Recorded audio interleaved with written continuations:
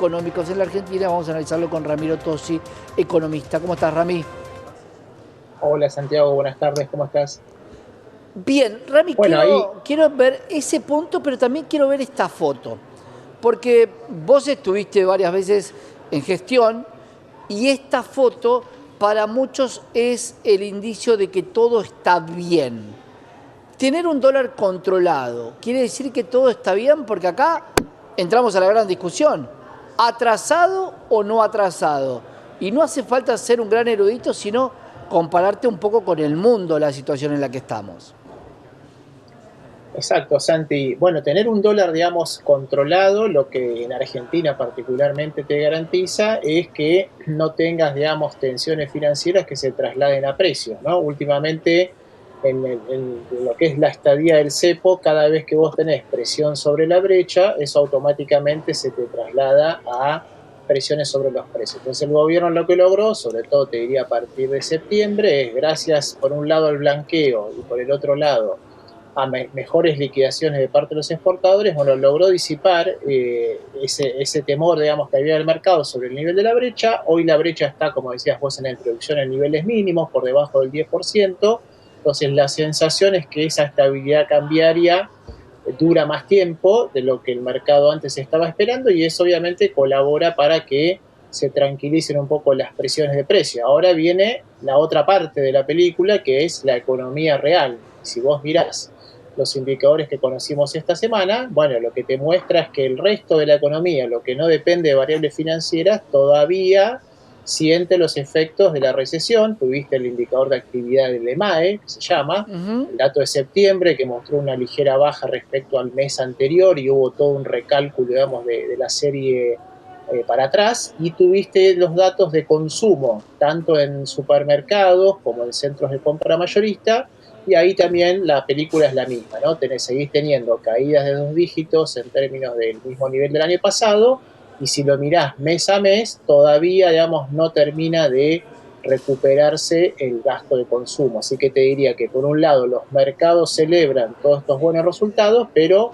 eso todavía no se traslada a la economía del ciudadano a pie, digamos. Claro, muchas veces se hace referencia a esa vieja obra teatral que decía, no seré feliz pero tengo marido, tengo un dólar barato y tengo una inflación baja, pero ¿qué pasa con todo lo demás?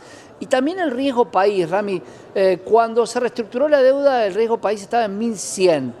¿Por qué hoy lo tenemos en 755? ¿Hay tanta confianza en este gobierno o también es parte de un indicador financiero y de un armado financiero para el exterior?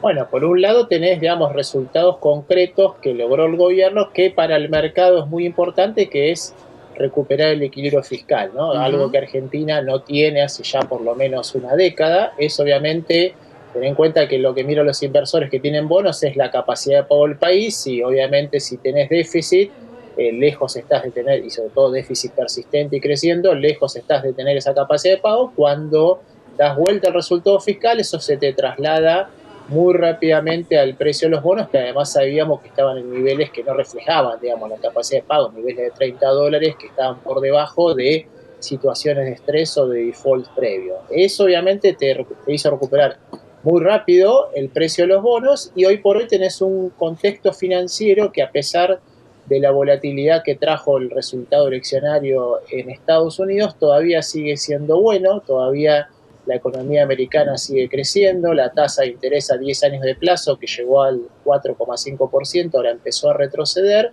con lo cual, digamos, de a poco se vuelven a acomodar las variables del exterior y tenés los problemas en la región, ¿no? Tenés un Brasil que hoy por hoy está perdiendo algo de flujo y Argentina, que mucho tiempo estuvo aislado de los mercados, bueno, ahora llega algo de ese capital en un mercado relativamente chico, bueno, te impulsa los precios muy rápidamente, tanto en acciones como en bonos. Esa sería la parte de la Argentina financiera, con un Merval por encima de los $2000, subiendo más de un 100% en dólares y más de un 130% en pesos. Digo, ¿y qué hay del otro lado? Porque cuando tratamos de analizar el otro lado, muchos detractores dicen, pero no hay inflación, el salario se recupera y el dólar no es un problema. Pero ¿qué hay del otro lado? Porque esta viene a ser la economía de a pie y la economía para las empresas que no viven de lo financiero. Exacto, bueno, ahí digamos lo que tenés es mirando hacia adelante un proceso que Argentina ya ha vivido en otros momentos de su historia, que es la famosa apreciación cambiaria, o sea, que el dólar lo tengas relativamente barato en términos de su propia historia. Eso tiene dos efectos, como decimos, por un lado digamos, te tranquiliza en términos de la dinámica de precios, por el otro lado te genera un boom de consumo, porque obviamente se abarata no solamente el turismo, sino también la compra de bienes durables, pero por el otro lado te genera problemas, sobre todo en los sectores, Santi, que no dependen, si querés, digamos, de factores competitivos naturales, como puede ser el agro, la minería, que pueden ser competitivos con un tipo de cambio más bajo. Ahí, digamos, el que tiene las mayores dificultades son los productores, digamos, la industria manufacturera, digamos, y todo lo que agregue valor a la industria del agro, porque obviamente ahí entran más los costos operativos, los salarios, los servicios, etcétera. Esos son los sectores que van a estar más complicados, digamos, sobre todo en el año que viene. Lo que el gobierno apuesta es que una muy buena cosecha, que por los indicadores hídricos que tenemos hasta ahora se anticipa que vamos a tener una buena cosecha el año que viene, más el superávit que te va a aportar la energía, bueno, compensa un poco el déficit que vas a tener de estas, digamos, industrias que van a estar más complicadas para exportar y con eso, digamos, logre sortear financieramente el año que viene, por lo menos hasta el periodo eleccionario, que vamos a empezar a transitarlo en el tercer trimestre del año que viene. Esas dos variables están de alguna manera descontadas, una mejor cosecha, una posibilidad de exportar la energía, de que ingresen más dólares. Ahora, ¿cómo va a impactar en la economía en general? Porque va a ser solamente para sectores. ¿Qué va a pasar con las retenciones? Porque otra de las cosas que cuando se cuenta la historia no se termina contando, ¿qué va a pasar con la recaudación? Que está basada mucho por un impuesto país, por un consumo a través del IVA e ingresos brutos y por otro lado, por el lado de las retenciones. Hay 4 factores que peligran en cuanto a la recaudación y el mantenimiento del Estado. Bueno, ahí justamente, Santi, recordemos que ahora el 22 de diciembre vence el impuesto país, es un impuesto que le aportó este año a las arcas del Tesoro casi el 6% de la recaudación. El gobierno lo que piensa ahora es que, bueno, el año que viene, de la mano de una recuperación del nivel de actividad, la restitución del impuesto a las ganancias y obviamente el mantenimiento de los derechos de exportación, porque más allá de la voluntad, si querés, política del gobierno, de tener un buen diálogo con el campo y dar algún tipo de medidas, está claro que buena parte, digamos, la recaudación también depende de los derechos de exportación, con lo cual ahí difícilmente pueda, digamos, avanzar demasiado, porque el grueso del ajuste fiscal, recordemos que este año se hizo tanto por reducción de gasto, el famoso motosierra, pero una parte no menos importante fue la famosa licuadora, y ese efecto ya el año que viene no lo vas a tener, porque el grueso, digamos, del deterioro de los salarios de los empleados públicos, de las jubilaciones y pensiones, ya lo tuviste en 2024, con lo cual el año que viene el grueso del ajuste fiscal lo tenés que sacar de dos fuentes, seguir ajustando el gasto en algunas áreas, que después veremos cuáles, Ahí te y estoy perdiendo, Rami. Es sumamente sí, importante lo que estás aclarando. ¿De dónde van a salir los recursos? Porque claro, queda claro que el presupuesto dice primero voy a pagar las deudas y después veo cuánto me queda. Digo, ¿de dónde van a salir los fondos en el 2025? Que es lo que estabas diciéndonos.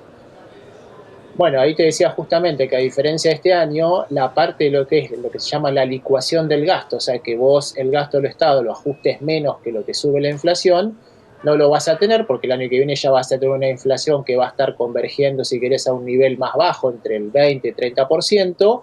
Entonces el grueso del ajuste fiscal lo vas a tener, por un lado, tratando de ser selectivo en qué vas a ajustar, probablemente te diría la primera herramienta que va a tener el gobierno es ajustar las tarifas de servicios públicos de una manera obviamente gradual que no le impacte tampoco en los índices inflacionarios, sobre todo, digamos, de cara a las elecciones. Y por el otro lado, recorte de gasto público que tampoco te queda mucho margen, porque recordemos que lo que es el gasto de obra pública, que es casi 1,2% del PBI, ya cayó casi 80% en lo que va del año, y en las transferencias a las provincias, que uno imagina en un año electoral, el gobierno difícilmente, digamos, incremente los recortes a las provincias, sobre todo en aquellos distritos donde necesita ser competitivo electoralmente. The Economist, una de las revistas financieras más prestigiosas del mundo, denominó a la Argentina como un experimento. Y te lo propongo desde la química. ¿Qué puede pasar con este experimento? Porque hay un montón de componentes que sabemos, como los que decíamos de mayor actividad energética, mayor liquidación en lo que tiene que ver con la soja, pero ¿cuándo impacta en la sociedad? Porque si vos seguís aumentando los costos a la gente que produce, si cada vez vende menos y le subís los costos, cada vez está peor. ¿Cómo vamos a vivir este 2025, Rami, te parece, en la parte no financiera, en la parte productiva y en la parte del día a día de las personas? Bueno, ahí justamente es interesante, como decís vos, ayer estuve leyendo la nota porque justamente habla de experimento y no de modelo, ¿no? Un modelo es algo que vos podés de alguna manera trasladar a otros casos, un experimento es un caso aislado donde vos tratás de ver qué componentes particulares tiene. Te diría que a diferencia de otros programas de estabilización, que nosotros incluso en la facultad los hemos visto, que son típicos, que es esto, digamos, utilizar el tipo de cambio como ancla, lo que diferencia, digamos, esta ocasión es que el gobierno está logrando tener un superávit fiscal bastante robusto y un ajuste fiscal que no tiene, digamos, precedente en la historia argentina. Esa es como la característica distintiva. Después, de cara al año que viene, de nuevo, vas a tener una economía, si querés, como en dos velocidades. Todo lo que es el interior, que está un poco más vinculado con el sector agropecuario, las actividades extractivas, ¿no? Pensemos en la Ujú. Patagonia, en el norte, donde son fuertes tanto en la minería como en el agro.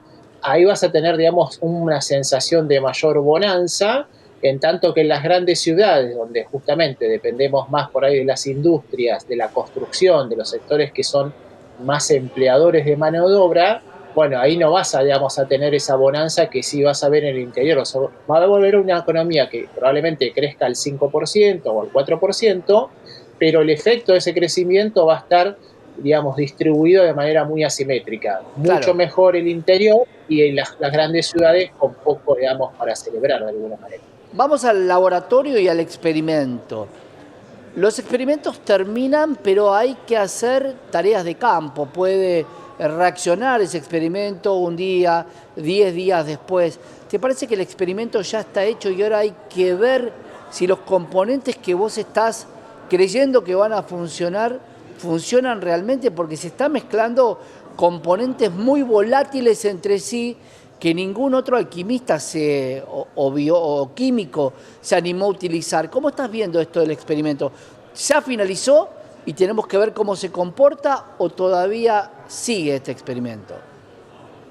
No, te diría que todavía no podemos, digamos, decretar que el experimento esté finalizado, porque recordemos que Argentina no está en una situación de macroeconomía, si querés, normalizada. Todavía tenemos un cepo cambiario que ya cumplió más de 5 años, entonces todavía quedan bastantes cosas para hacer y todavía te diría es muy temprano para declamar que ya hemos logrado controlar la inflación. Justamente si uno Claro. mira, digamos, las experiencias, el umbral mínimo para vos, digamos, decir que fue el plan de estabilización exitoso son 18 meses. Todavía no vamos a un año. La inflación retrocedió casi a la mitad del año pasado, pero derrotar, digamos, definitivamente la inflación es un proceso largo y que no es un proceso lineal. O sea, en el camino podés tener, digamos, algunas sorpresas y exige un trabajo muy, digamos, pragmático y sobre todo muy consistente a lo largo del tiempo para que efectivamente el experimento de los resultados que uno espera. Ese es el punto, ¿no? Porque parece que son químicos haciendo este experimento con una tribuna en la cual la mitad dice no agregues eso porque eso no lo va a resistir. Otros que dicen hay que agregarlo, vos callate. Una grieta muy feroz en cuanto a la economía cuando esbozás algún comentario que además es réplica de alguien que lo está diciendo, ni siquiera son palabras del mensajero, pero claro, está muy volátil la situación. Rami, veremos y tendremos que esperar la palabra que vos dijiste que es resultados. Ahora, ¿se espera callado el resultado o se puede sugerir con ese componente? Yo no creo que el resultado sea bueno. Bueno, yo te diría que ahí la gran clave, como en todo proceso, digamos, de apreciación cambiaria, lo que te termina limitando cuánto puede durar el proceso es la capacidad que vos tengas de financiamiento. Hasta ahora el gobierno logró, digamos, a través del blanqueo, una capacidad de dar un poco de oxígeno a las reservas. Bueno, de cara al año que viene, necesitas que entre nuevo flujo, digamos, de dólares a la economía, tanto por el lado comercial, que básicamente las exportaciones, como por el lado financiero. Y ahí va a depender tanto el sector privado, ejemplo, las empresas Ujú. efectivamente, digamos, acelerando la inversión y entrando más allá de los proyectos del RIGI, y también el financiamiento que pueda obtenerse tanto con organismos multilaterales como el BID del Banco Mundial y eventualmente con el fondo, ¿no? Porque recordemos que cuando en la economía empiezan a faltar dólares, bueno, justamente se te empieza a complicar, digamos, todo el resto de las variables Claro. en simultáneo. Entonces eso es lo que te termina, digamos, desarmando todo el programa. Sin duda, y además en un momento donde querés frenarlo, elevás las tasas al máximo, terminás teniendo un agujero muy grande porque pagás muchos intereses por mes para que la gente no se vaya al dólar. Y esto es algo que lo hemos vivido, los que tenemos arriba de los 50, Rami, sabemos cómo se comportan los experimentos o cómo reaccionan los materiales y estamos acá para contarlo. Gracias, Rami. Gracias, Santi. Muy buen fin de semana. Gran abrazo.